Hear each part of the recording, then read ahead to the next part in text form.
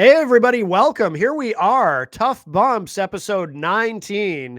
And, well, Eric, can you believe we made it to episode 19? I guess nobody's complained enough to get us kicked off the internet, which is nice. No one who matters. That's true. I mean, if you're going to complain about you and I, okay, Yeah. if you're complaining about Eric Pilcher and Matt Connerton doing a pro wrestling podcast Yes. enough that you think it's going to have any impact on what we're doing in this being broadcast, you really have a pathetic existence. Yeah, I know. Especially if they're name calling and stuff like that. Oh my God. You like online, there's a lot of it. So I get where you're going with it. Just juvenile name calling, like homophobic slurs and stupid names that don't matter. Yeah, or like if somebody calls you monkey boy or something. I mean, that's like if that's the most creative thing somebody can come up with, that's pretty sad. Or call someone that's relatively slender by today's standards. That's true. Fat. That's true. Yeah. Or you know what's really low? Or push your homoerotic fantasies on someone. Yes. You know what's really low, Eric, is if someone were to go around spreading these rumors that I don't have a radio show anymore, even though I absolutely do, and I do it every Saturday morning. If somebody went around saying that would be really low. Up with you. I heard a rumor. Someone asked me about it. They're like, I heard Matt doesn't have his radio show anymore. And I'm like, well, I was just on it Saturday morning. That's right. How could I be on a show that doesn't exist? Exactly. Yes. So apparently it does. Apparently we're making all kinds of content. We're having some success with it. And, what can I say? But I think we're good at this. I not to sound cocky, but some people just aren't cut out for this kind of thing. Some people only do a show once every 3 to 6 months. That's true. That's true. I get it. We all can't commit the intellectual brain power and the talent to do what we do, even on the bi-weekly schedule we're on right now. Now, I mean, if we were 78 years old, I could see where it might be hard for us, or 80 or whatever, but we're young guys still. Most talented 78-year-old radio broadcaster ever. You, Matt, would host the show of shows. The show of shows. Sounds creepy. It does. Like that. Probably a guy who likes to impersonate Sammy Hagar in 1986 at a WWE event. I have heard that from time to time. That's probably how Sammy got in. He told Jim the Anvil Neidhauer he'd give him a show of shows if you know. That's right. Full-on rat. Oh my goodness. Listeners, if you don't know what thing that is, go ahead, go into incognito web browsing. Make sure you do incognito now. You don't want to look this up in the normal browser history. Type in pro wrestling ring rat. Yes. A term that I personally object to, but call me a feminist. But yes, you can look what that is. You're gonna be a ring rat. You deserve to be called a ring rat. That's like being called a lot lizard. I mean, you've earned that title. Well, I think groupie is more respectful, I guess, right? I mean, my God, I don't know. I always hated the term ring rat. Dare say, Matt, that's a touch hypocritical. If you're gonna come at groupie, and if you're gonna come at lot lizard and ring rat and then say groupie, right? I don't know. I think they're all in the same pot. Speaking of groupies, you had a somewhat of a loss this week. I did. Well, Ace Frehley. Yeah. Yeah. You're the first person I thought of when I saw that. Yeah. He kind of, it wasn't a total shock when the news came through, only because it didn't sound like he was doing well since this fall. And then that, that afternoon, excuse me, I'm getting over a cough. That afternoon, when I saw the news that he was, that he was on life support, that was, I think, at about 4 in the afternoon when I saw that pop up on my news feed. I said, "Oh, this is it. This is it." All happened so fast.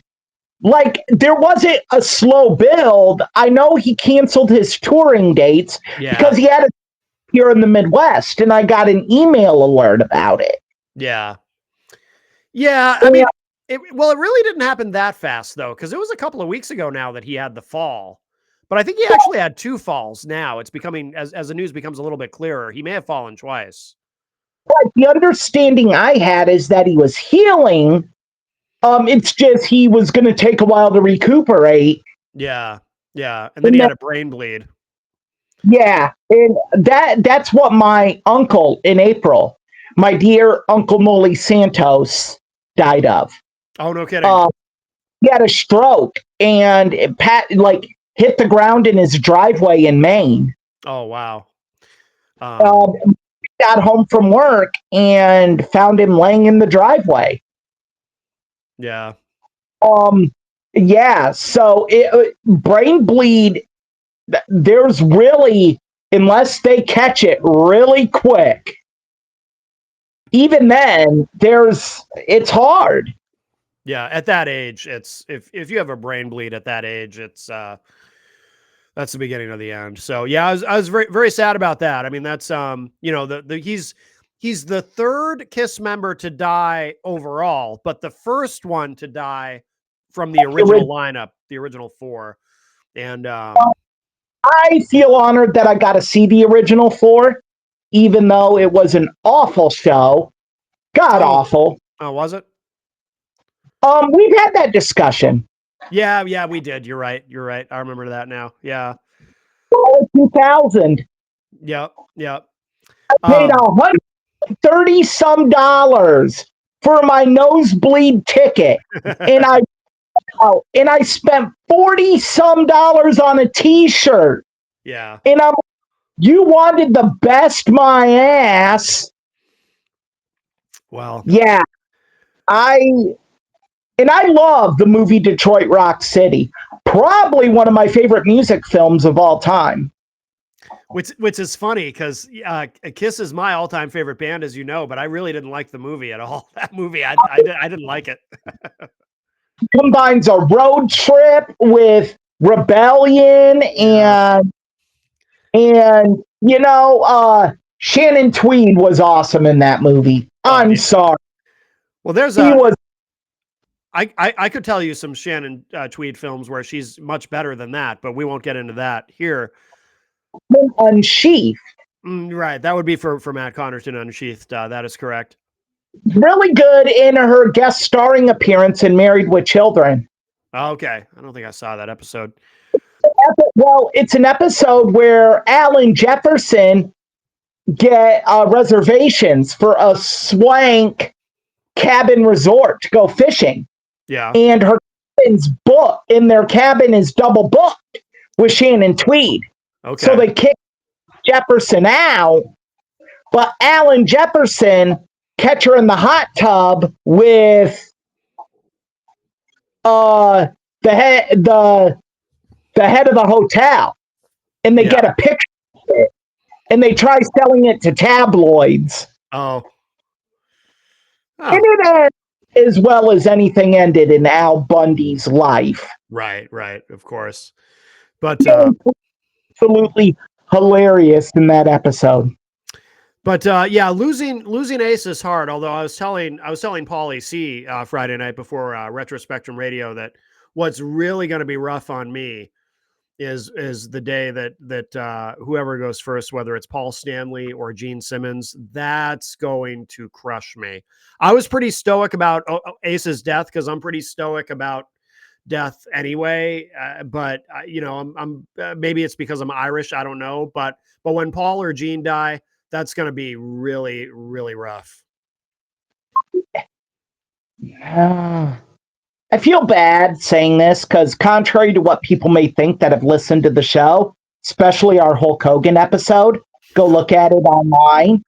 That I do not have reverence for the dead. I don't like speaking ill of those that pass away. Yeah. If there's a situation that calls for me to give my feelings on them, I will. Yeah. Hence the Hulk Hogan episode. But I I will be probably ambivalent on Gene. Mm. I lost a ton of respect for him when he did this show, Family Jewels. Yeah. And it really just paraded his infidelities. And I think Shannon deserved so much better than that. Mm. And kids. If you have two kids and you're parading infidelities, I gotta kind of question your character. What are you teaching your son, Nick? That it's okay, that it's acceptable to treat your wife like this? And what womanly image are you giving Sophie, who is a very striking young lady? Oh yeah, yeah. Well, Gene's a polarizing figure, to be sure, but I'll be very upset when he passes. I did like them in the A&E series about when they owned an arena football team. Oh yeah, yeah. I think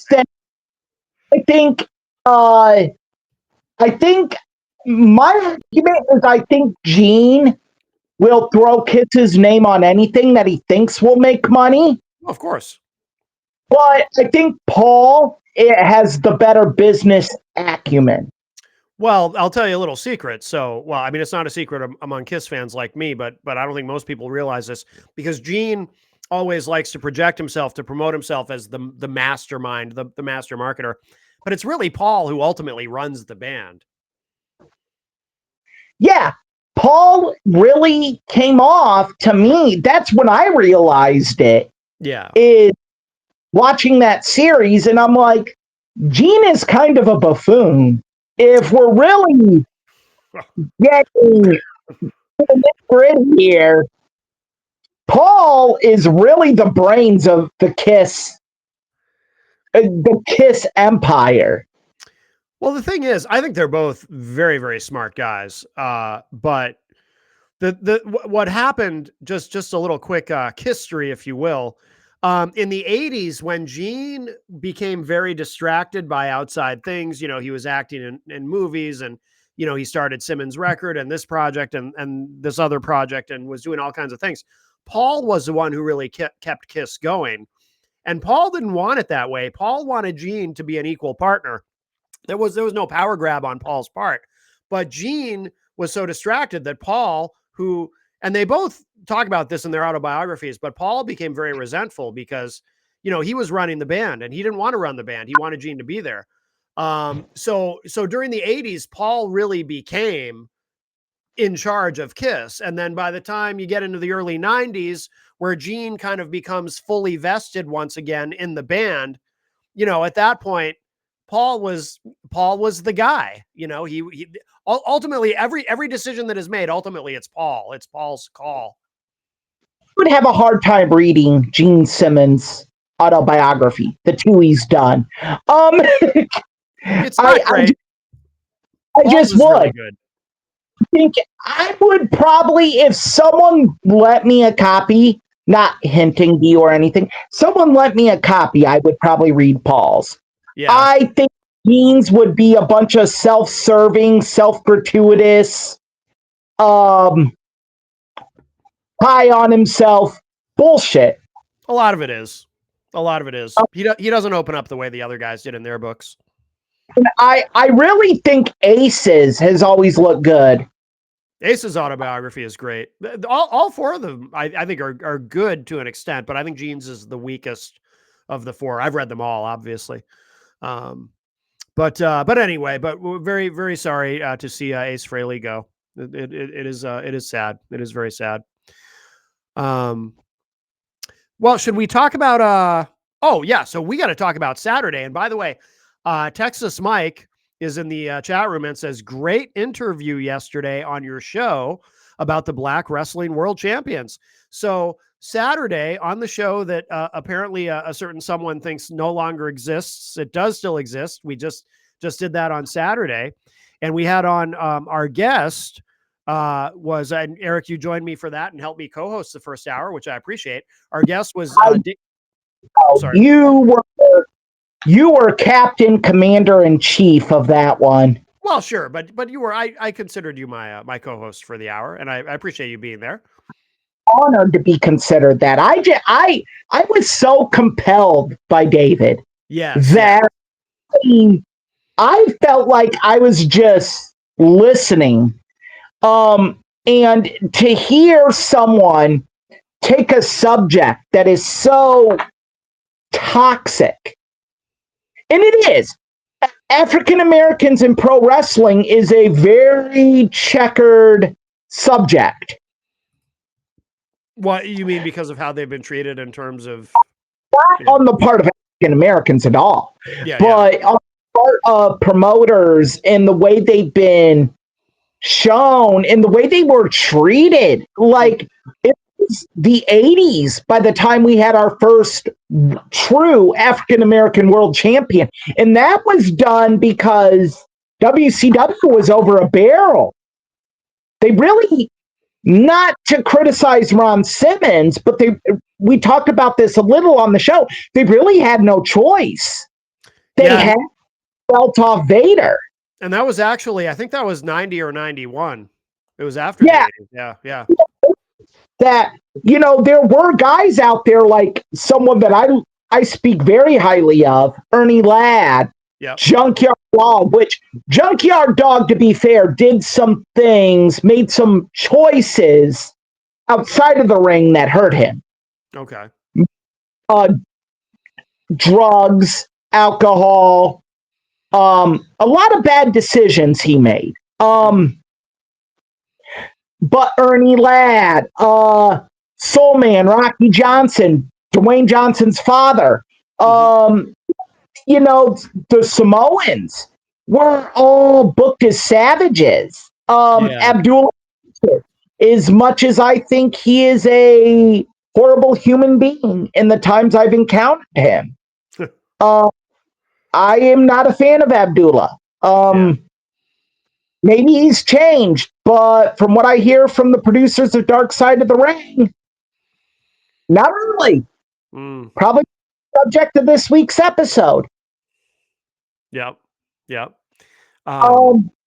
Regardless, David taking such a checkered story and making it so positive. We need more of that in the world today. Oh, no doubt. Absolutely. And the book is great. It's called Pro Wrestling's Black World Champions, the 3rd edition. So I would just direct people, if you go to the Matt Connerton Unleashed podcast feed on your podcast platform of choice, or you can go to mattconnerton.com/archive. You can find, I did post a standalone. You can find the whole show, or you can just check out the segment with David. And I did kind of clean it up a little bit too. There were just a couple of points where the audio wasn't perfect because both you and David were joining us via Microsoft Teams. So there was a couple of times where it just was hard to hear. So I cleaned it up. But I would direct people to check that out because I think it was a great conversation. I really enjoyed it. Say that again. David, what? I would love to just sit with in my home and watch a premium live event with. Yeah. So this is a guy that you could watch pro wrestling with and really get an idea of his opinions, and you may disagree with him, but you're like, yeah, I get it. Yeah. So we really enjoyed having him on. We'll have to get him on here, definitely. So yeah, check that out. That was this past Saturday. The show that someone says I don't have anymore. This past Saturday on Matt Connerton Unleashed. Yeah. Boozled, Matt. You told me I was on a show yesterday. I know, right? Ha ha ha. Hill. What? Say that again? You take advantage of me while I was on pain pills? That's right. Yes, it was all a ruse. Well, Yeah. so Wow. a bunch of news for the undercard. We didn't mention, by the way, what the main event is this week, which is grifters in professional wrestling. That'll be a fun subject. But we do have some things for the undercard. Should we start with the Hardys? Oh, God. Because I think you and I are going to disagree on this. So the Hardys, Matt and Jeff Hardy. Matt Hardy, by the way, 51 years old. Jeff is not far behind him. And these guys are on the run of their lives. They're now the NXT and TNA tag team champions. Jenny and I, over the weekend, we were a little bit behind on our wrestling, but we watched both where they won the NXT titles. And then, of course, the big match, right? In TNA at, what was the name of the event? Oh, Bound for Glory, where they faced the Dudley Boys, or Team 3D, technically, as they're known in TNA. Oh, there's Rocky. For those of you watching the video feed, Rocky, Eric's adorable dog, has entered the picture. Very nice. Very nice. What? Say that again? I was telling him to move. So Jenny and I enjoyed both matches, but you, based on from what I could tell in our off-air conversation, you did not enjoy Team 3D versus the Hardys. Thought it was bad. Look, there's a time where that match could have been a serviceable match, where I might have thought it was a good match. It probably would have been 5 years ago when all were capable of having that match. I just think it was a bad spot to put Bully Ray and Devon in. Yeah. Because they haven't partnered at all. Right. They haven't been active in a long time. Right. So there's timing, and there's repetition, and there's all this other stuff that goes into tag team that you know with your partner. And you could definitely tell they were off. Oh, sure. And that really hurt what was supposed to be a legacy match. So sorry. I mean, to me, it hurts the legacy of their rivalry. That's the last go round. Like, I'll use a MMA analogy. Everyone in MMA remembers Tito Ortiz versus Chuck Liddell 1. They really remember Tito Ortiz versus Chuck Liddell 2.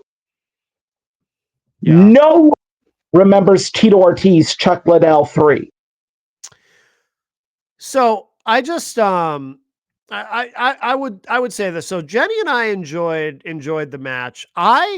My expectations were low in terms of I mean, again, given the age and the injury histories of these guys, I wasn't expecting a lot. I just was expected what I thought it turned out to be. This is just kind of a fun sort of nostalgia match, and it's kind of fun.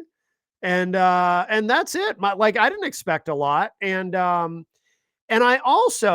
curious what you thought about the ending, because Jenny didn't like the ending, or at least at first. And I told her I actually did like the ending.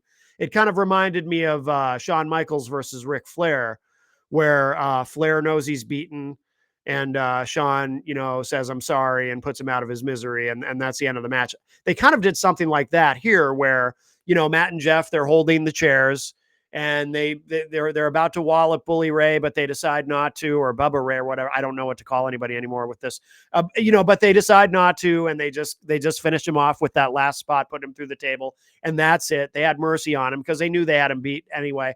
I liked that. I liked the drama of that. I thought that was a cool way to end it. And when I told Jenny what I liked about it, she seemed to kind of agree with me, even though she didn't like it initially. But I think she saw it the way that I saw it when I told her what it was that I liked about it. I'm curious, what did you think about the ending?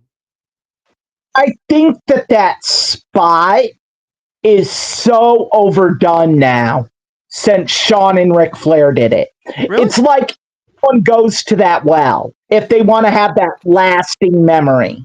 Mm, And one,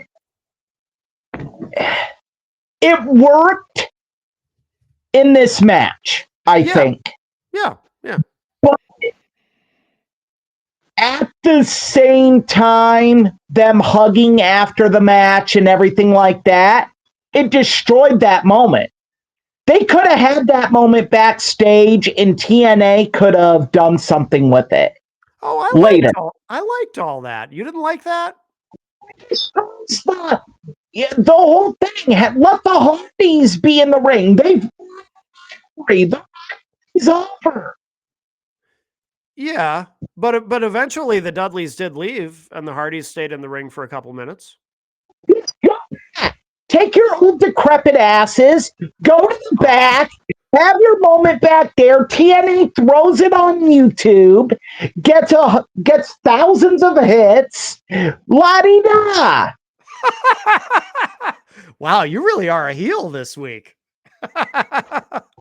Well, I am saying like it's over. What the hell is that moment? Why? We the world of rainbows and unicorns and sunshine dancing cartoon characters. I thought it was nice, and I liked it. Okay, your opinion. Look, just I was just like, really, really, we do this every time now. They parade each other around the ring, their hands raised, like, oh, I liked it. well, I said you to Jenny, probably like Disney films as well. I do not, but I did say Shocking. to Jenny, I said, I think we're probably going to see, I hope to see this. I'm curious if you agree. I would like to see, and I think we're going to see it. I think it's inevitable, a main roster, one last main roster WWE run for the Hardys. What do you think? Who do you have up against? I don't know. This is division of WWE. Are you going to put them on SmackDown Friday nights up against college football for the next 40 months? Okay, that'll really bring the ratings up. I don't know. I think it'd be fun. Oh, really? Like, you're going to put them on Raw where there's a makeshift new tag team every week? I don't know. No, they would SmackDown. SmackDown's up against college football on Fox till and the college football playoff until January. No, there's no place for it. They can find a place. Okay. Well, Something like that, you gotta build it up, and it has to do solid numbers. sure. They wouldn't right now. Okay. You, a WWE fan, who are the two tag team champions? Who are the tag team champions right now? Yes, the tag champs for Raw and the tag champs for SmackDown. Who are they, Matt? The Wyatt Six was one of them on SmackDown. Okay. And then on Raw. Do do do do do do do do do do do I do. can't remember. I'm drawing a blank. My point exactly. Yeah, so let them let them go to Raw, and they can be the champions for a month or two, and then Yeah, let's just give them the belts and further diminish our tag division that no one gives a shit about. I don't think it would diminish it. I think it would be fun. Let him have like a little mini John Cena retirement tour. I think it'd be great. Never mind. Nope. I'm not going to be mean. Why not? You can be mean. No, I'm not going to be mean. I don't like cracking. I don't like saying insensitive things about what I'm. I was going to make a sobriety joke about Jeff Hardy. Oh. I was going to say if Jeff can stay sober. Do you think maybe that's why we haven't seen that yet? A main roster run for them? I guess it's very high probability. I didn't even think of that. I didn't even think of that. Yeah. There might be some hesitation there. I mean, you can't. I mean, how many times has WWE been burnt by this guy? That's a good point. I hadn't thought of that. I hadn't considered that. I'm a firm believer in some of the hardest truths come from a fragment of a joke. Mm-hmm. Oh, yeah. Like, it's a good point. How can they trust him? I wouldn't. Yeah. You're going to put a program against the New Day and then have him. Fun, though. You're going to have him go off the rails? I know.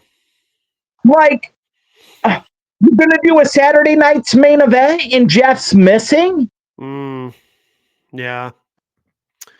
If he could stay on the straight and narrow, though, the Hardys versus the New Day would be fun. He's proven he can. Yeah. Like, you can't do it because no. And I hope he's cured. I hope he's. I don't, as a recovering addict myself, I don't wish addiction upon anyone. No, of course I not. don't for him to fall off the wagon. Right. But as a multi-billion-dollar company right now, struggling in the ratings, that's something you have to be mindful of. True. You have to think about that. Can we rely on him in this big spot? Yeah, we can rely on him with TNA, him doing one shot a week. Yeah. But we need him to go do Raw. We need him to do publicity. He's going to have to be in a city maybe for 2-3 days. Right. What if we want this to be in WrestleMania? Jeff Hardy in Vegas for a week? Yeah, I get you. I get you. All right. Well, maybe not. Maybe it's not a good idea. Maybe for one night, one event, New Day versus Hardys, one time only. Royal Rumble. If you do it at the Royal Rumble.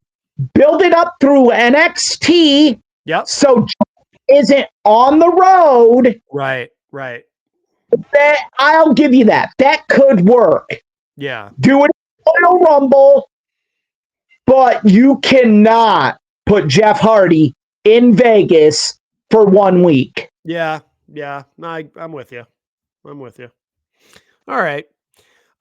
Shall we move on to now? Because this is really two subjects in one. Andrade and this debacle with him going to AEW, making one surprise appearance, and then we don't see him again.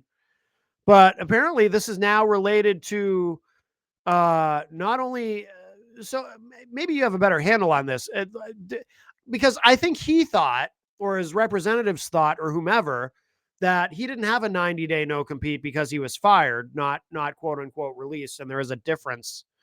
But now, now he's got this 1 year thing, which according to Brian Alvarez is now a standard thing in all their contracts. It's not a 90-day no compete anymore. It's now a 1 year no compete, which is insane.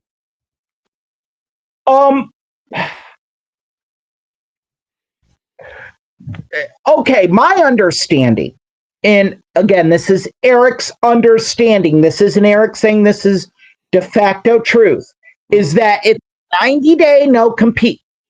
If you are let go for disciplinary reasons or not outright released, okay. Andrade not outright released. He was released for disciplinary. Yeah. That 90 days becomes a 1 year if you violate it. Okay. Is my understanding of it. Andrade violated it. When he appeared on AEW television. Absolutely. So, sorry for my hair there. It's a mess today. Yeah, this is a messy situation. Yeah. one, if WWE didn't want to deal with Andrade anymore, at this point, why not let him go? But then conversely, as we've talked about many times on this show, what the fuck is AEW doing? How do you not have a copy of his TKO contract here? Mm-hmm. How do you not have a copy of his release notice? Right. How do you have a team analyzing this? Right. Why are you going to his representation? This is why AEW gets lapped by WWE consistently. Stupid crap like this. Just mishandling situations. CM Punk, when he was fired, he didn't have to compete. Right. Your top talent, you at the very least got to give them 60 days where your ass is sitting on the sidelines. Mm-hmm. I fire you. You're not going to get fired and then appear on WWF within a week. Are you kidding me? Right. This makes Vince McMahon's handshake agreement with Lex Luger look just like Oopsie Daisy, look like a kid who spilled milk on the counter. Yeah. Now, Brian Alvarez was claiming that this is, that this is standard. It's actually the 1 year non-compete. This was his argument for it. He was saying that you don't want to be, if you're, he was actually defending it, and there's everyone else is kind of condemning it except for him. Alvarez was saying the reason they have this in place now is because they don't want someone to be in a situation where they're looking at AEW, they think the grass is greener, so they intentionally get themselves fired, thinking that, okay, I'll get myself fired by TKO, and then I'll be free and clear to go to, even if there's a 90-day non-compete, at least after 90 days, I'll be free and clear to go to AEW. And Alvarez is claiming that this 1 year is now in place and has become the new standard, actually replacing the 90-day non-compete, so that somebody can't do that, which I think is strange. I think his argument is strange.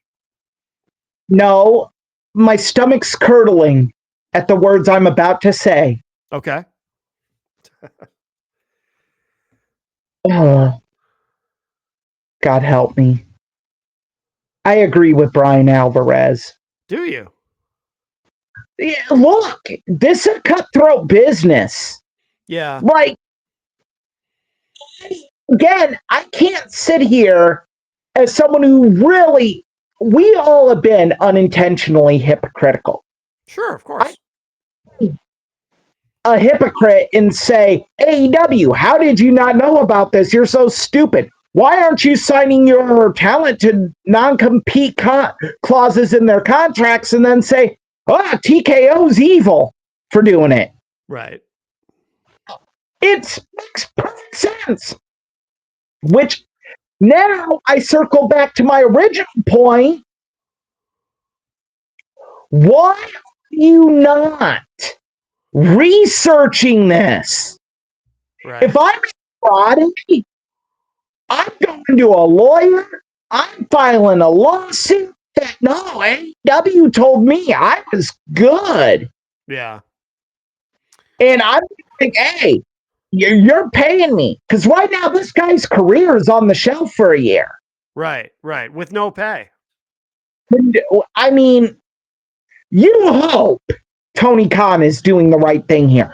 If the story is accurate and AEW's legal told him you're good. Right. Right. But yeah, this is a messy situation. But the thing about the 1 year non-compete is, so I have two problems with it. One is, I don't think as soon as this is challenged in court, I don't think it'll hold up. I think in court it would be like, okay, so here you are, you've got these people working for you who you insist are not employees, they're independent contractors, and you're trying to enforce a clause that says that after you fire them, they can't work anywhere else in the same industry for a full year and not be paid. I don't think it's going to hold up in court. Number one, number two, if you're TKO and you have talent working for you that would actually intentionally get themselves fired just so they can go to AEW, that's not somebody you want on your roster anyway. If that's the kind of people you have there, so hell with them. Let them go. Who cares? Get rid of them. Non-compete are common in American business. I know. They have been argued against in court, and they're pretty ironclad if they're written appropriately. Yeah, there's always been this lingering question, though, about where professional wrestlers are independent contractors and not employees, though. Are those non-competes even enforceable to begin with? And I don't think it's ever been tested with a 90-day, but it might get tested with a 1-year non-compete. Problem is, you're not fighting family-owned WWE anymore. True. Fighting TKO Endeavor now. That's true. A team. You're not fighting Vince's steroid lawyer. True. Jerry McDevitt. You're not fighting Jerry McDevitt here. You're fighting 5 to 7 Jerry McDevitts now. Yeah. They're gonna have everything documented. I'm sure they can say that. I'm sure they'll make the argument that Andrade knowingly attempted to breach the contract by misbehaving. Right. They're going to make arguments that he breached the contract by failing wellness tests. They can make very compelling arguments here. Mm-hmm.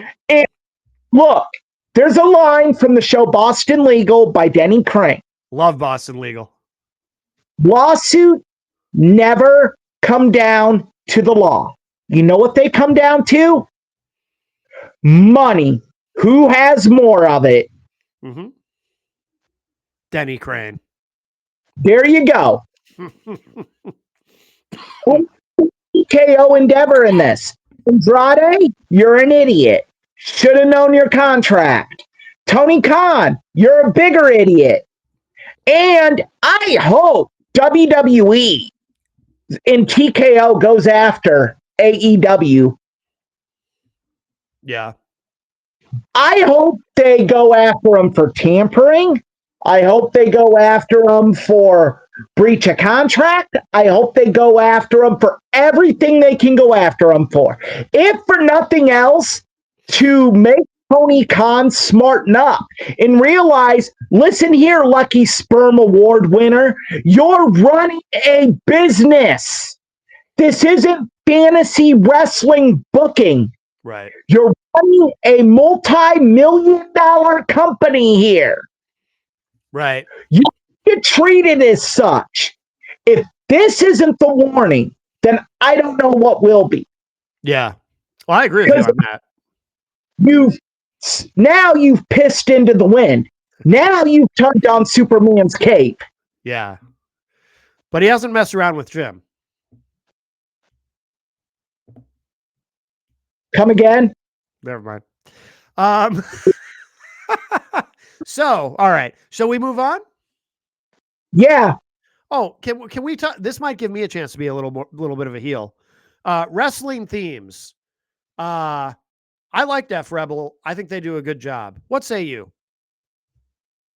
I think given the right wrestler, they do a good job. I do not think they are anywhere near the Jim Johnston level. Yeah. I do think I think wrestlers should be able to, if they want, contact a band. Oh, I agree with that. Absolutely. Yeah. I do not think one person should be forced on these performers to create a theme. Yeah. The wrestlers, they should have all the input they want on that. I absolutely agree with. problem is that Def Rebel was given carte blanche by management, and it creates this pushback from the talent because they're like, I'm the one who has to play this character. Right. When I come out, that music has to hit me. Right. Has to get ready to go. Yeah. And if Def Rebel doesn't do that for them, then they should be able to get Motionless in White, Living Color, whoever they want. That is to paint the picture for their character. I think all these problems the talent has with Def Rebel is because Def Rebel was forced onto the talent. Yeah, I think that's a great point. I do think some of the criticism I see from the IWC of Def Rebel online, I think, is a little over the top. I think their themes are all the same. I don't. Yeah, that's what everyone says. I don't agree with that. I just don't hear it that way. I think it's like listening to a Guns N' Roses album. You've listened to one of them, you've listened to all of them. They all sound the same. Well, I don't agree with that either, but what? I think AC/DC is the most overrated band ever. Well, they do have a formula. I love AC/DC, but they do have a formula they stick with. Yeah. And same with Def Rebel. Now I have to cough. I think some of the criticism is unfair. I will tell you though, there is one wrestler's theme that I absolutely despise, and it makes my skin crawl every time I hear it. And apparently she doesn't like it either, because she hinted at it in an interview that she doesn't like her theme either. Bayley. Every time I hear Bayley's theme, I'm like, oh, it bothers me. Like it's not just that I don't like it, like something about it almost metaphysically, it bothers me. You know whose theme bothered me for the longest time? Who's? Bayley. All of her themes have been bad. I'm sorry. Yeah. Becky Lynch's. Really? And Becky Lynch's. What about her new theme though? Her current one? Don't like it. Oh, I like her new one. You don't like her new theme either? My favorite theme right now is Swerve Strickland's. Yeah. Oh yeah, I like that too. What the hell's it? Oh, big pressure. Big pressure. Thank you. I knew it was big something. Yeah. Well, I just like the dance little Nana does to it too. Not little Nana, Prince Nana. Prince Nana sells that. Oh, he does. Yeah, he's fantastic. Yeah.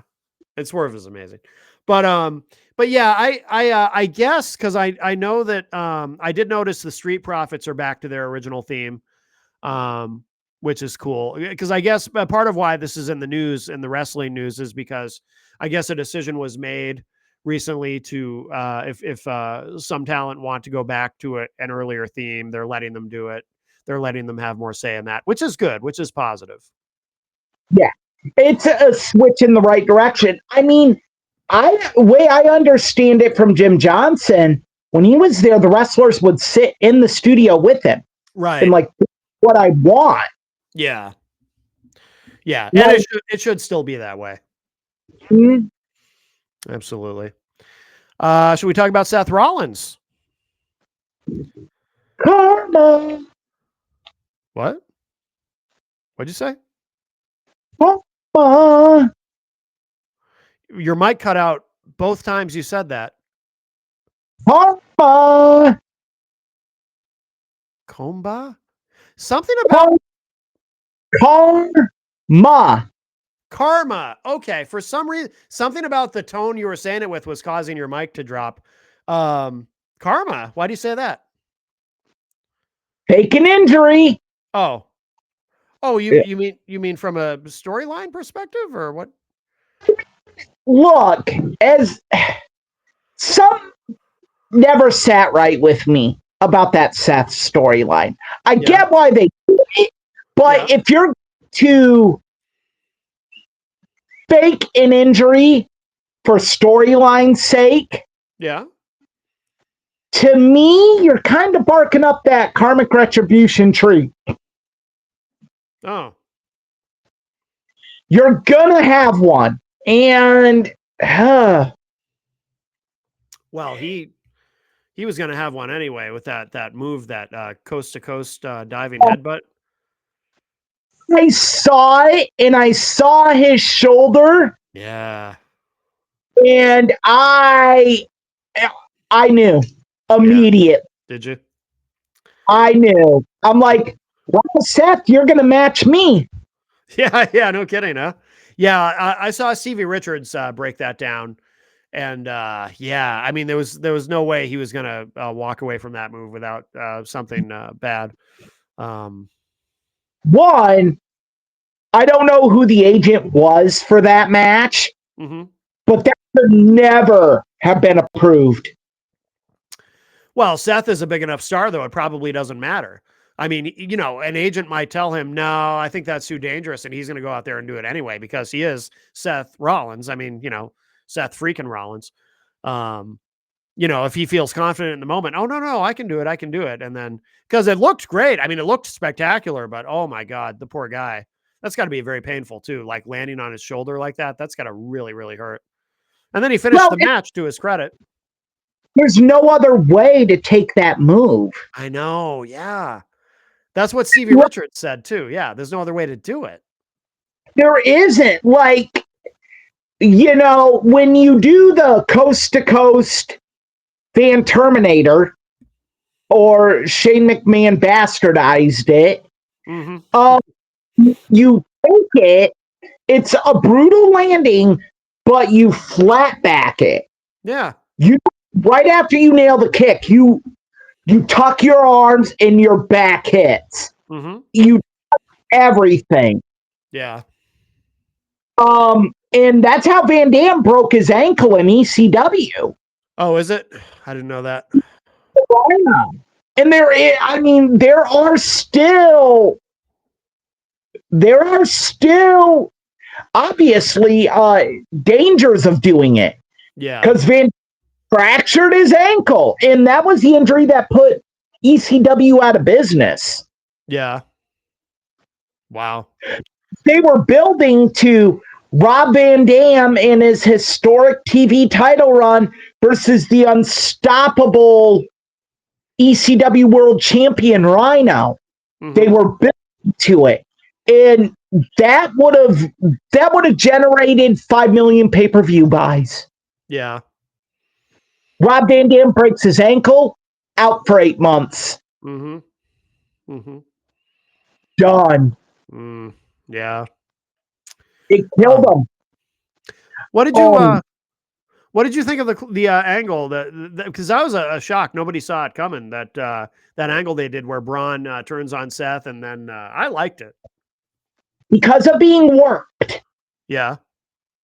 I didn't buy that he'd really injured his shoulder. Yeah. Austin messaged me on Facebook Messenger, and he goes, Seth just did coast to coast diving headbutt. And my first thought was the diving headbutt's been banned. Yeah. And then I saw it, and I'm like,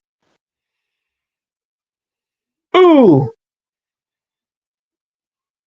And I'm like, they're gonna have to do something. If they do something to get him off TV on Raw, it's legit. Even when I read a report that he was seen around Australia wearing an arm sling like mine. Yeah. I'm like, not getting me again. Really? Yeah. They did the angle they did, and I get it. I like how they did it. Me too. It's going to end up hurting Braun Breaker. You think so? Why? Run. Because he's not ready for this spot. I think he is. I disagree. I think he's ready. I do not. You need to season him in a little bit before you put him into this spot. Because now you've put him in a spot where he where he is more than likely going to go up against CM Punk for the vacated title at Saturday night's main event. Mm-hmm. And there's only so many times WWE can go to that well. Mm-hmm. Will CM Punk finally win? Yeah. And you can't give it to Braun. No. Because if Braun isn't ready and you strap him and you find out then Yeah. he ain't. Holy shit, Fine. But that's fine. I think they should put it on Punk. this kid's career. I think better go back to NXT for a year. Oh, if you see, I think because he's so young, even if they screw this up somehow, there's time to repair the damage and get him back on track. He's only, what is he, like 27? I mean, he's a young guy. It's perception. Yeah. I think it's going to be fine. I believe in him so strongly that I don't think, like, they would have to actively try to sabotage his push to screw this up, like, or to screw it up long term, even if they make some missteps short term. I think Braun Breaker is going to be just fine no matter what. I really do. I really do. That's my opinion. I hope I'm right for his sake. Should we talk about Jacob Fatu? Speaking of injuries. Hey, yeah, this is a new one for me. Yeah, dental work. Yeah, apparently. So that's all I know. Like, do you know any more about like what kind of dental work that's gonna have him out for an extended period of time? I don't understand what's going on here. Do you? I'm gonna guess. Okay. Ball work. Maybe broke a jaw. Oh. Maybe fracture. I'm skeptical though. If it were his jaw though, wouldn't he have difficulty speaking? Like, he was speaking perfectly normal on Friday night. True. I don't know. Maybe his grills got infected. I mean, I have heard of that happening. The guy I know that happened to, it happened back in 2001. Oh, I would think grills in would be more refined now. You would expect advances in grill technology, yes. Yeah, dentistry. This a new one. Yeah. I mean, guys missing shots for gonorrhea. This a new one. Yeah, they wrote him off TV. I'd have thought about that. You won't agree with this because I know how you feel about Cody. What if the long game is, it turns out it was Cody who attacked him backstage because he felt threatened, and that's Cody's heel turn? What? You'd be cool with that? I'd be cool with that. I think that's the way you do it. I thought you objected to a Cody heel turn no matter what. I said it would have to be bulletproof. Okay. It would have to be done in a way that made perfect sense. Yeah. I don't think it's Cody. You don't think it's No, I don't either, but it crossed my mind though. What's that? I think it's Randy Orton. I think they're building toward Randy feud. Okay. So you think Randy took out Fatu to keep him out of the way so he can get to Cody? I think they're building to this. Yeah. Would be absolutely brilliant storytelling. True. Given the long history those two have. That's true. Do you think the only thing that bothers me is, do you think a Randy, I know they've been hinting at it for months and months and months. Do you think a Randy Orton heel turn makes sense? I feel like as a babyface, he's never been more over than he is right now. They're singing his song. They love Randy Orton right now, like we've never seen before. What? But they're going to love him no matter what. heel Randy Orton allows Randy to really unleash creatively. Sure, true. He is at his best when he's a heel. Yeah. And you give him a story that he can really sink his teeth into. Mm-hmm. Cody, oh, we're going to get some of the best Randy Orton we've seen. Yeah, you're probably right. I think you've convinced me. I was skeptical, but I think you've convinced me. People are going to sing voices and cheer him no matter what. Yeah, yeah. But, heel Randy Orton, there's nothing better. Nothing better. All right, you talked me into it. Yeah. Okay. Well, should we get to the main event? Yeah. Grifters, of which there are many in professional wrestling. I know of one in particular. Who would that be? It's not who you think. It's not the subject that led to this. Oh, okay.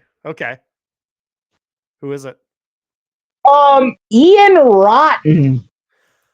Oh, is he the one you had the problem with? I have many problems with Ian. I could tell many Ian Rotten stories. Okay. And Ian is, for those of you that don't know, Ian Rotten is a part of one of the more notorious ECW matches, the Taipei Death Match, where each combatant tapes their wrists, tapes their hands and their wrists, dips them in super glue, and then rolls them in shards of glass. Oh, exactly the type of match I'm never going to watch in my life. Yes. He had that match with his former tag team partner. There he is, Mr. Hep C himself. He looks like someone who would have Hep C. What? He looks like someone who would have Hep C.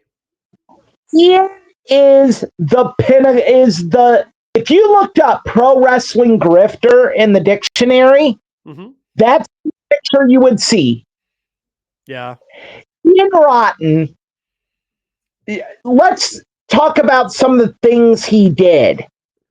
He hosted a charity show for a fan's daughter that had cancer, fan's kid that had cancer. Okay. Boys worked for free. House was full. Ian told the boys, allegedly, all of this is alleged, but I've heard it from reputable sources. Yeah. That I'm going to believe it. That I will tell you my own experience with Ian. Yeah, I'm curious to hear about that again. Yeah. Ian told the boys that when he was taking the envelope out, he was robbed. Yeah. But a week later, Ian had a new big screen high definition TV. Yeah. There are other instances. Ian, if you want to know a lot about Ian Rotten, I want to get this right because Ian buries himself. Ian gave an addicted worker, J.C. Bailey, paid him in prescription pain pills. Jeez. It gets worse, Matt. I need you to be prepared for what you're about to hear. Okay. J.C. Bailey died of a drug overdose. Ian went to the funeral and allegedly was told to leave and asked JC's aunt for gas money. Wow.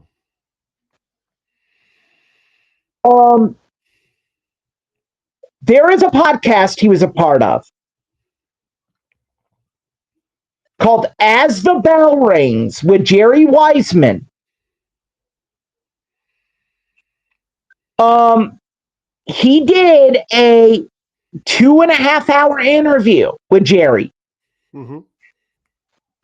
I've never seen a situation of a man hang himself more than Ian Rotten did in this interview. Really? He admits to giving J.C. Bailey pain pills. He admits to shortchanging boys. Wow. He owes AJ Styles over $5,000. Wow. Now I will go into more Ian Rotten horror stories. Ian would get concession food for his wrestling shows Mm-hmm.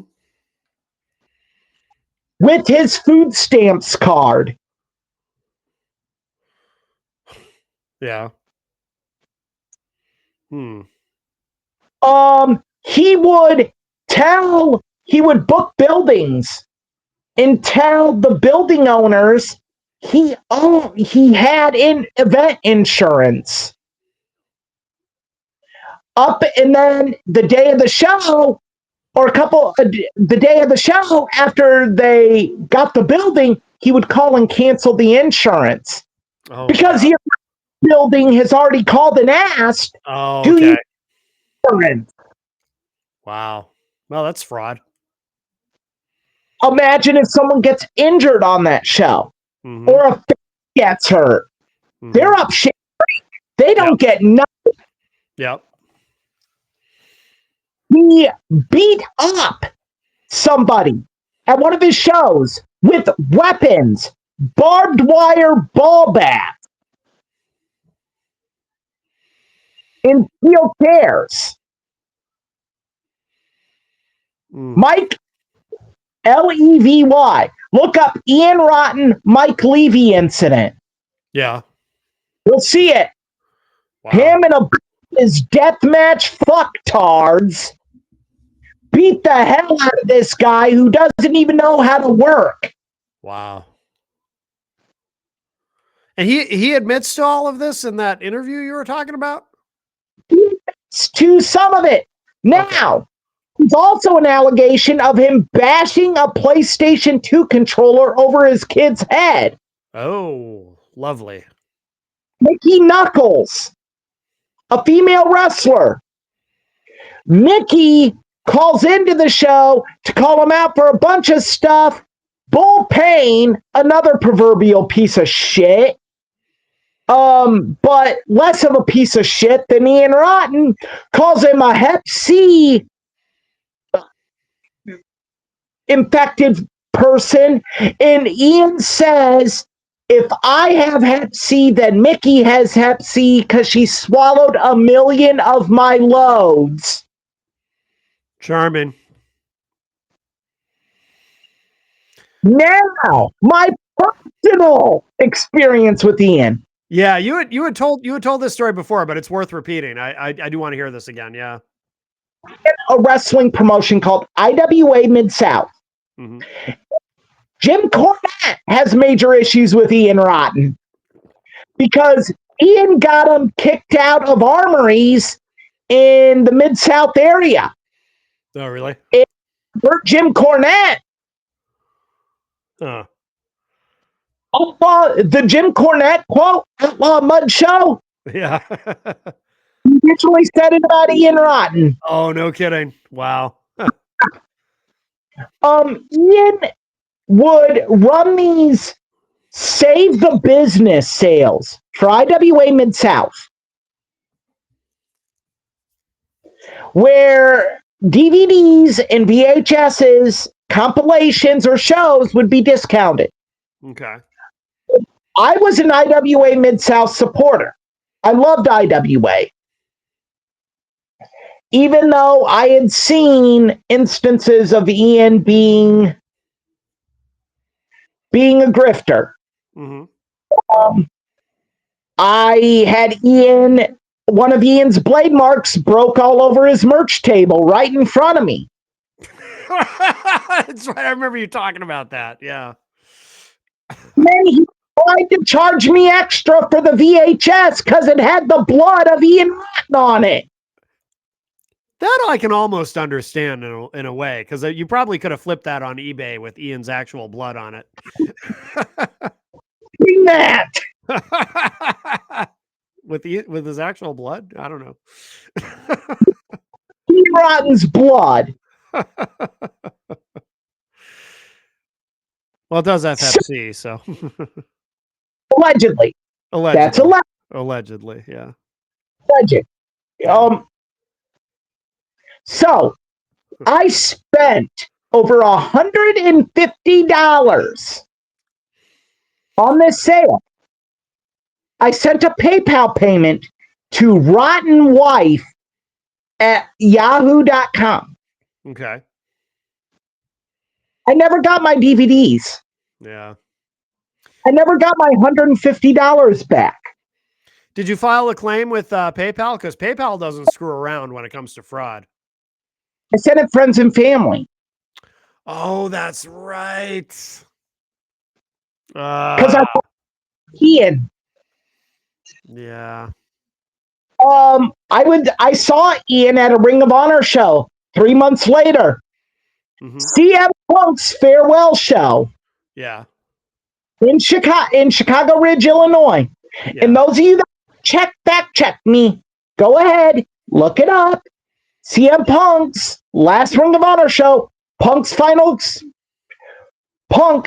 chapter was at the I forget what the venue is called, but it's in Chicago Ridge, Frontier Park Fieldhouse. Okay. Chicago Ridge, Illinois. Fact check me all you want. Ian was there wearing a brand new Dallas Cowboys Drew Bledsoe jersey that he was bragging about to people he got at the Hall of Fame in Canton, Ohio. It's expensive, probably. Very. Mm-hmm. They were $35 jerseys at Foot Locker, like this Patriots jersey.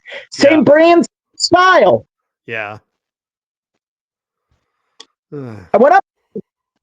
I go, Ian, how you doing? And he gave me a look, and I'm like, Ian, where's my DVDs? What'd he say? He goes, oh, you ordered? I'm like, Ian, I've been to like 20 of your shows. You've had like 20 to 30-minute conversations with me. I sent it via PayPal to your wife. Oh, well, there was an issue with our PayPal. We had some, and I'm like, Ian, want my DVDs? Like, I gave you $150 of my money. Oh, well, we had some identity theft, and Ian, theft doesn't affect PayPal. Right.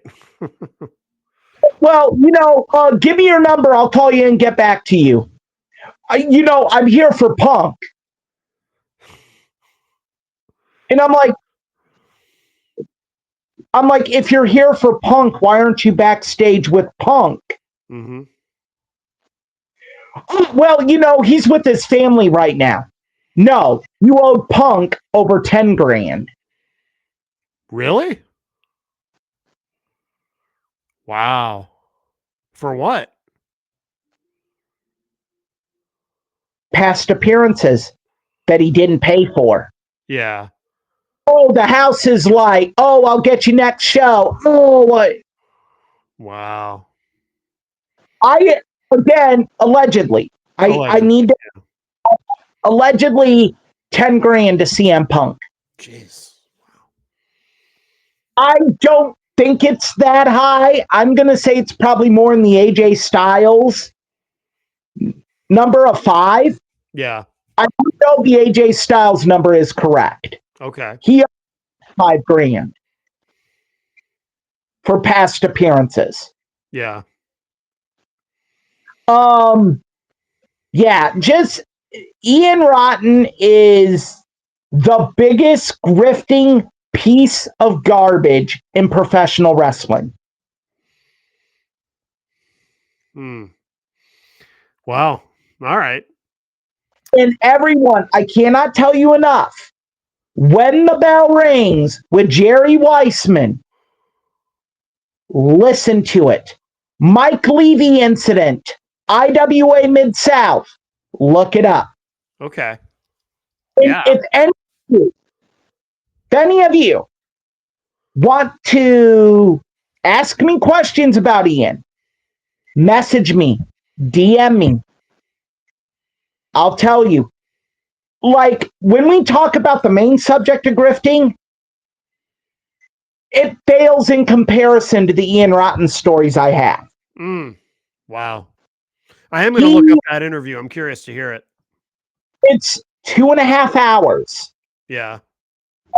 You really, if you listen to it, you will lose hope in the pro wrestling business. Where is he now, by the way, Ian Rotten? Because I would imagine he's burned enough bridges. He's probably not in the business at all anymore, right? He actually was working a shoot job at Taco Bell. Oh, okay. To try to pay back the boys. That's a part of the interview with Jerry Weissman. No kidding. Taco Bell. He claims he made CM Punk, Colt Cabana, Ace Steel. No, you didn't. Right. Wow. All right. Anything else on Ian Rotten, or should we move on to another grifter? I challenge anyone. Ian, you certified piece of dog shit. If you are listening to this show and you have the balls to call me out, I invite you as one of the executive producers of this show. I will make time for you to come on this show and we can debate. We can this out. You herpy on the professional wrestling business. You scumbag. You cunt. We can have it out. I know, Ian, you still look up Google for Ian Rotten.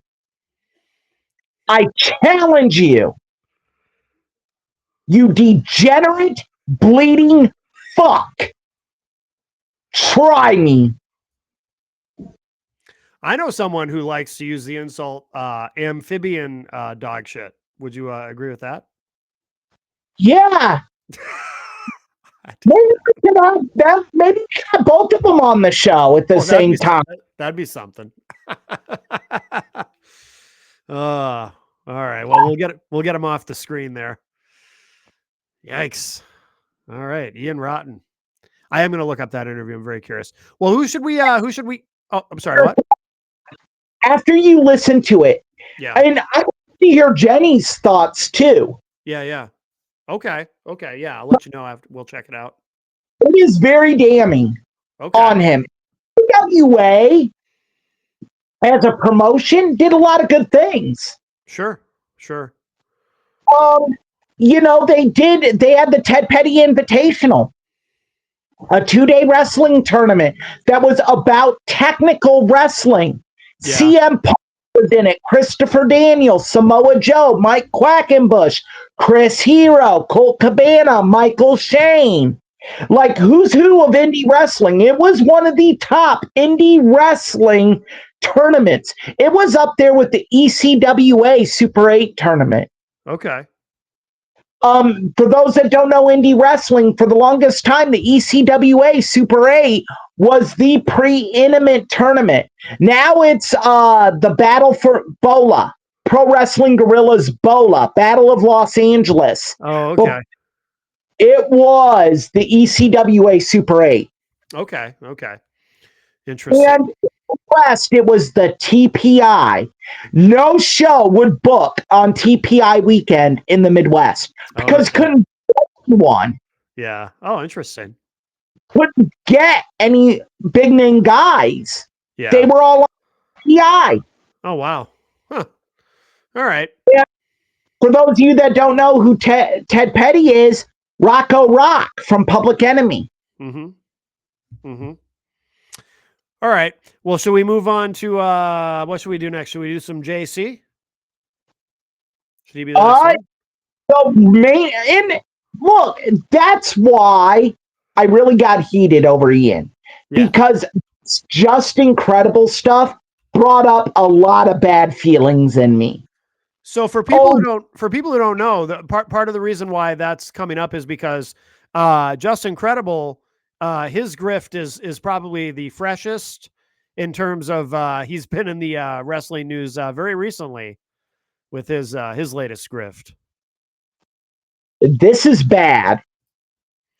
I'll let you tell it, Matt, because so he tried to he was claiming to have been in the hospital. I'm not sure I have this whole story. I'm actually getting a picture too. I was looking for a picture that relates specifically to this this story, and I found one. So for our video watchers, I will get this on the screen real quick here because this is kind of where this this starts. There he is. He was claiming that photo. That's the second photo. that's the second photo. There's also a photo of him on a bed, right? Where he's got the stuff all on him. He's trying to look like he's in a hospital, like he's in the hospital with all the what do you call them?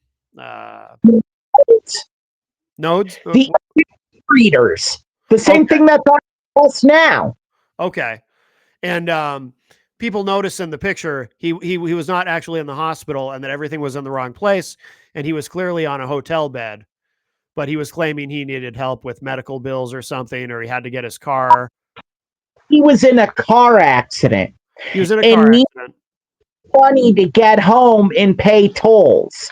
Oh, but the point is he posted pictures of the car.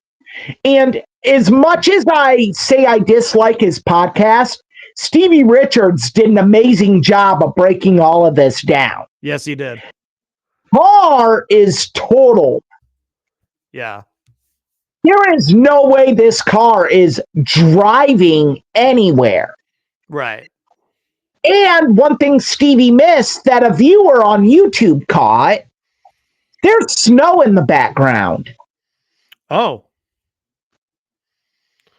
So the picture with the snow in the background obviously was taken at a different time of year. Not the summer, not the, as it's called, Indian summer of mid-October. Yeah. So he's not only a grifter, but he's not good at it. Yeah, not at all. But Just Incredible has a long history of being a grifter, right? I mean, he's this is not new to him. You would almost think he would be good at it by now.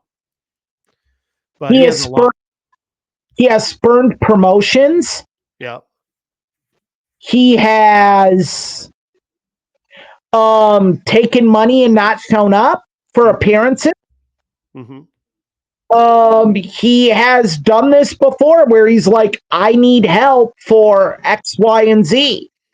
He has taken money.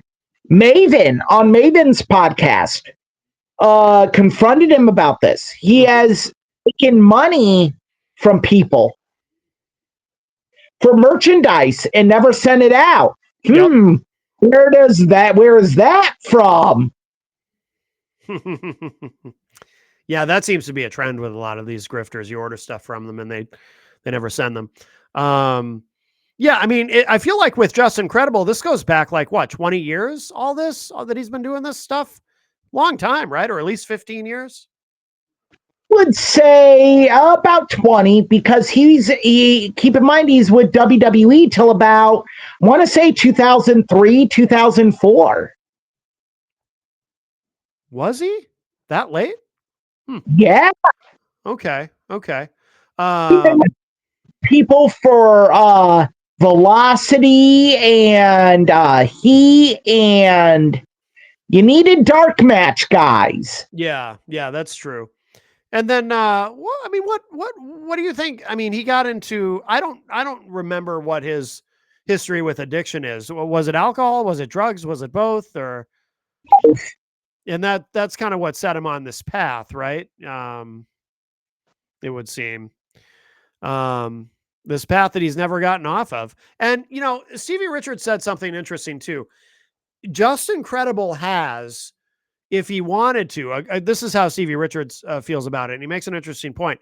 If he wanted to get serious about getting clean and fixing his life, he could monetize that.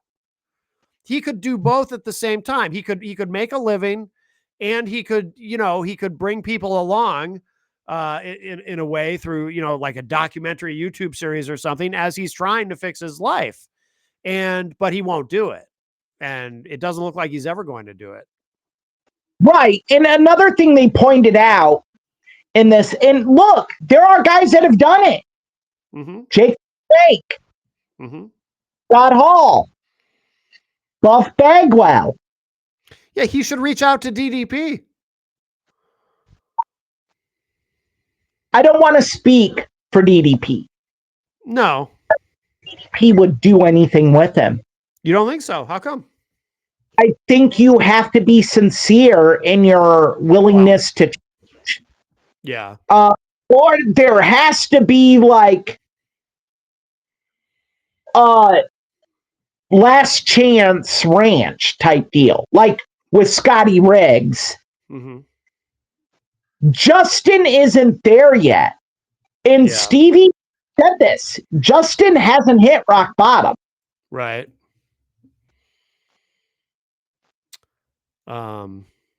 Yeah. So I don't know if there's any further. Also, Justin Credible has a terrible problem with one of his legs, right?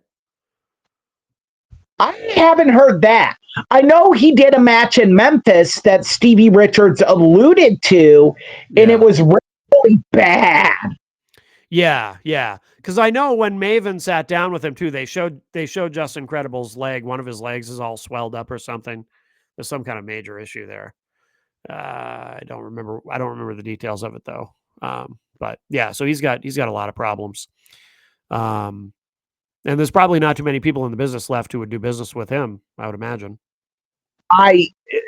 Few and far between, at least from a major promotional standpoint, because he's taking down payments or full payments up front and no show. Yep. Like that kills a promotion. Of course.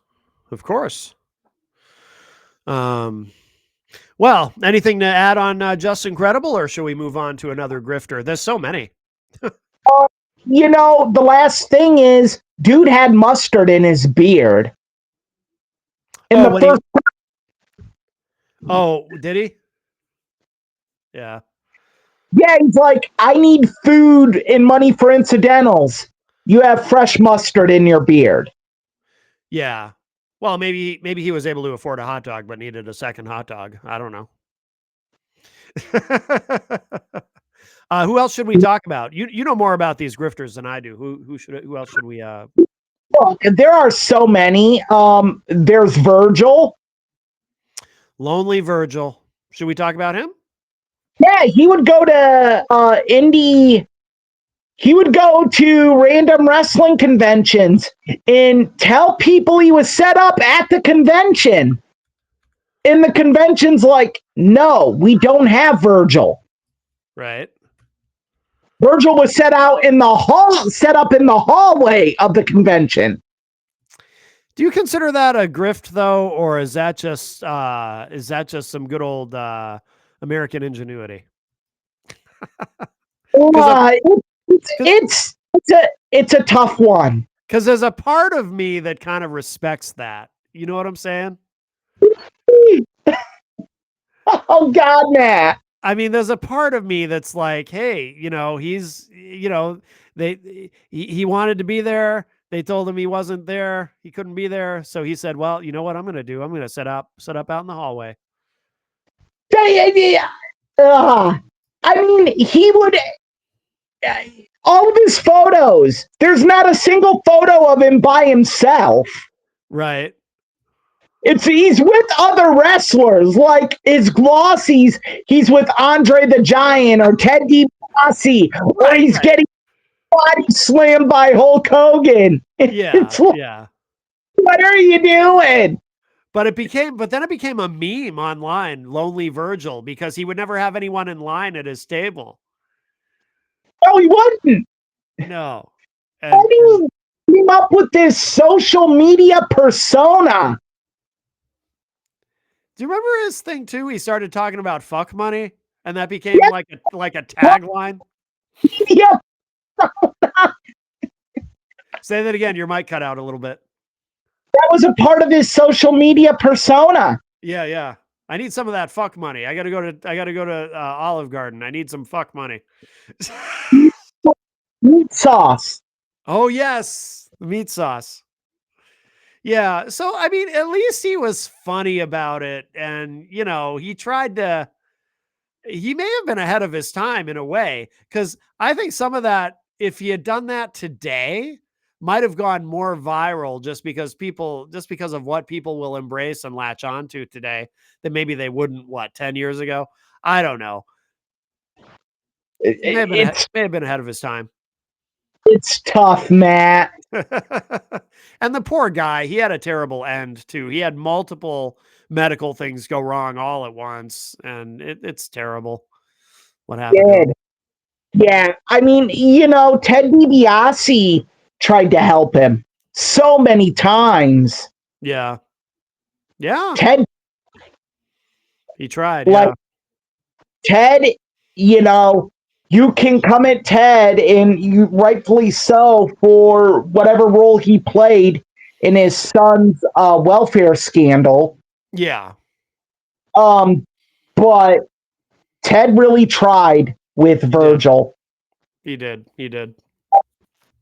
I think another one that tried, I think Buff tried, but Did he? if you're dealing with issues and the guy you're trying to help is dealing with issues, Yeah, that's rough. who's helping who? Yeah, yeah, that's pretty rough. That's pretty rough. All right. Who else we got? Oh man, there's so many. We'll just try to hit the biggest ones, because we don't want to go too long either. But obviously we had, Justin Credible and Ian Rotten. We had to do get those in, right? Are they the worst ones? Would you say the worst two of all of them? Yeah. They're the worst ones. I think you could call Paul Heyman a grifter. Interesting, but not surprising when you think about it. Now, okay. Now this is this is kind of a sacred cow though, that some people might get mad at us about this because so many people love Paul Heyman, including myself. I love Paul Heyman. I think he's an incredible television character, but Yep. I love Paul Heyman. yeah, I think he's the greatest wrestling mind of all time.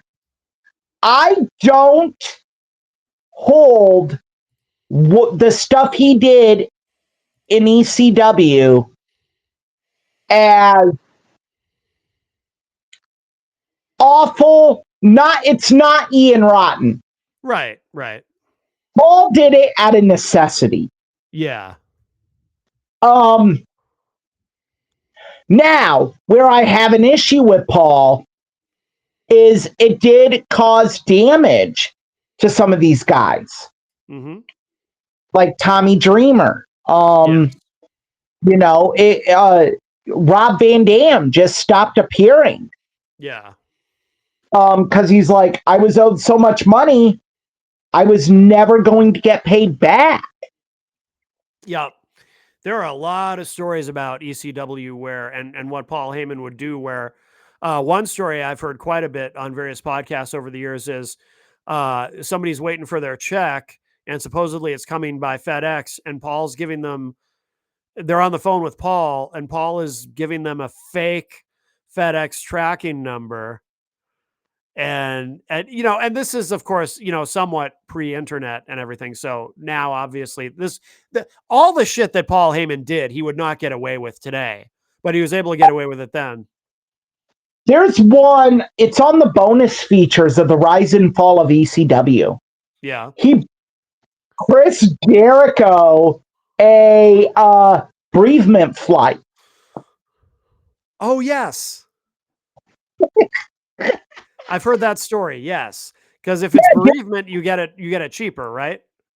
Yeah, booked him a bereavement flight. We're Yeah. so sorry about your aunt, Mr. Irvine. Yeah. Okay. Yeah. There's a lot of shit that you wouldn't get away with today just because it's too easy to check things and verify things. But yeah. Yeah. Um, then there was his guys, rush into the bank. Mhm. Another grifter from one of my favorite Dark Side of the Ring episodes of all time. It is probably my favorite episode, honestly. What was it?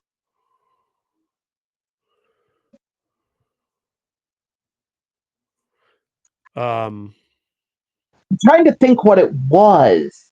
ah, Herb Abrams. okay. He ran the UWF. Okay. And if you have an hour to kill Mhm. and you have a clue, look up the Dark Side of the Ring episodes, Cocaine Cowboy Boots, the Herb Abrams story. Yeah. Herb just what would you? One of the things he did is they're hosting a show. And they're like, we got to get paid, or we're removing all of our equipment. The union guys, Yeah. like, we're going to remove our equipment. He takes them into the office and he's like, okay, here's what we're going to do. He calls his bank, and his bank confirms there's millions of dollars in the account. Yeah. Writes them a check. They take the check, they do the show. Herb wrote a check on a different account. Okay. The account he wrote the check on was closed. Okay. He wrote hookers bad checks. Oh, wow. He would just craziness. But here's where the grifting, it's so crazy. Everyone speaks so highly of him in the episode. Really? Yeah. Why? Because he was charming or what? Because He was so fun and so yeah. he made himself a part of the show. Mr. Electric, Herb Abrams. Yeah. Yeah. The lovable rogue, right? If people are having, that's the thing. If you're having fun and people around you are having fun, they'll forgive almost anything as long as they're having fun, right? Mick Foley is on the show. He came up his merchandising. WWF had the ice cream bars. He did cookies. The Herbie cookies. Oh, really? Yeah. Wow. The Herbie cookie. He designed that belt, Matt. Really? Yeah. If you showed the belt just like that, it would say F on the left-hand side, U on the right. Oh, no kidding. Yeah. Wow. Weird. That's crazy. They did Vince McMahon because he went to Vince and is like, I could promote shows for you on the West Coast. Yeah. And Vince is like, why? I don't need you. Yeah. And ever since then, he's like, my goal is to put Vince out of business. He ran the lowest selling wrestling pay-per-view of all time. Really? Beach Blast. It drew a 0.10. Okay. Yikes. Had to kill the lighting in the building. Otherwise, you would have seen they only sold like 200 seats. Oh my God. Wow. Arena. Yeah. And to this day, some people don't believe he's really dead. No kidding. Wow. I got to learn more about this guy. I've heard of Herb Abrams. I knew nothing about him until you told us. Watch the episode Cocaine and Cowboy Boots, the Herb Abrams story. It is on Hulu and YouTube for free. Oh, wow. Okay. Yeah. Jenny and I are going to watch that. I'm writing it down too, so I don't forget. All right. I'm telling. I remember watching old UWF programs on ESPN Classic late at night. Yeah. But I knew the backstory to like 15 years after watching them. Yeah. Huh. You're like, what the? That's crazy. Okay. All right. Gonna have to check that one out. How he generated his millions? He sold plus-sized women's clothing. Okay. Including lingerie. Yeah. Yeah. All right. Yeah. God bless. So Herb is, we could just end it on Herb. Yeah. Herb was he is the Jim Jones of professional wrestling without like sociopathic tendencies. Okay. Okay. But I liked how he built up to the most detestable and unlikable. Yeah. To most likable grifter. Right. Right. Herb is it. I mean, it's him and Paul Heyman. And I give the edge because everyone still speaks glowingly of him. Yeah. Wow. That's incredible. Okay. All right. We're going to have to watch that episode then. I'm super curious now. No one, and there are people who believe that he is still alive, as you will encounter in the episode. Okay. It would shock me if Herb Abrams was still alive. Okay. All right. All right. Well, very good. Story involving him being nude, covered in baby oil, covered in cocaine, high on cocaine, spazzing out on hookers. Yeah. Like, he sounds like a party. Wow. There are times I'm like, damn, did they find out about my college days? Holy shit. Wow. All right. So you want to end it on that one, Herb Abrams? End it on Herb. I mean, we could go on and on with this, but we got to end it on Herb. We got to end it on a positive note. Okay. I love it. And at the end of the day, he legitimately wanted to make an alternative to WWF. Yeah. I mean, they had Andre the Giant signed to a contract. Oh, really? Yeah. Yeah. Probably it lasted name, right? 5 days, I think. Oh, really? He had it. Yeah. He appeared of UWF Power Hour, which is their that aired on ESPN. Okay. Okay. After ESPN kind of gave up on the AWA. Yeah. Yeah. Herb Abrams. All right. He's the GOAT. Very good.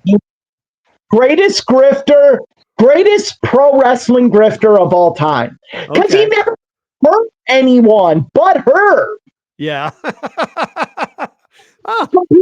Screwed out of money, but the stories are worth more than the money. Right. That's crazy. Wow.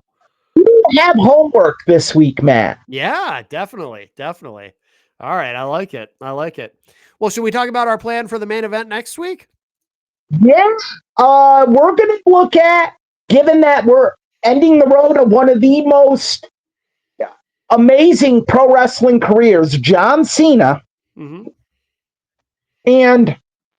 the knockdown, drag out, bloody arguments we have had about John Cena's notorious heel turn, we're going to talk about heels in professional wrestling.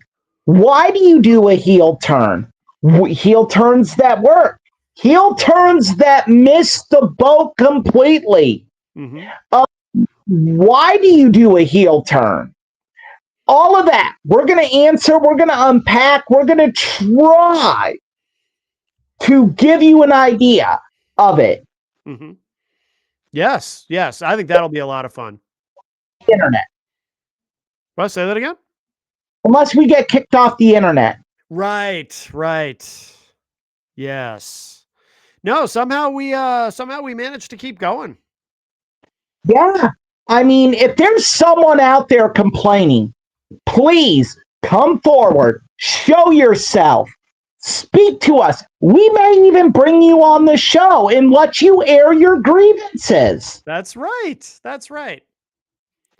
Come forth Yes. with come forth with a way we can contact you so we can have you on the show. Yes. Yes.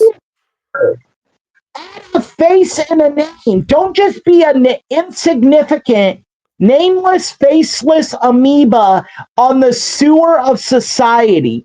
Right. Well said. If you know, you know. All right. Very good. Very good. Well, I guess so. We'll put this one in the books, of course. Thank you to everyone who watched the show live. And of course, thank you to everyone else who gets it after the fact in the podcast stream, the podcast feed, I should say. Of course, you can find the show on the podcasting platform of your choice or go to mattconnerton.com. You can find it there. You can find it on the IPM Nation YouTube channel, etc. And Eric, where should people go to find you if they want to keep up with everything you're doing?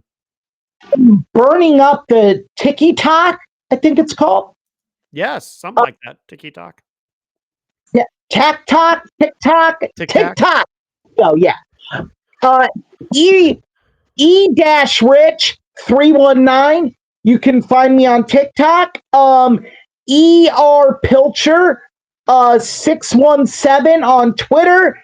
Pilcher 319 on Instagram. Eric ERICH Pilcher on Facebook. Very good. Very good. Boy on YouTube. Or what on YouTube? Monkey Boy on Monkey YouTube. Boy. Something about a monkey boy. Oh, right, right. I heard that recently. Yeah. Someone is very jealous, I think is what it is. Yeah, apparently. I don't. Maybe I kind of do look like a ape with a facial hair. I need to trim it up. Oh, that's what it is. The Homer Simpson look here with the Yeah. All right. Well, very good. All right, episode 19 in the books. We will end it there. Eric, thank you so much. Thank you, Matt. Absolutely. And thank you, everybody. We'll talk to y'all a little bit later. Bye-bye.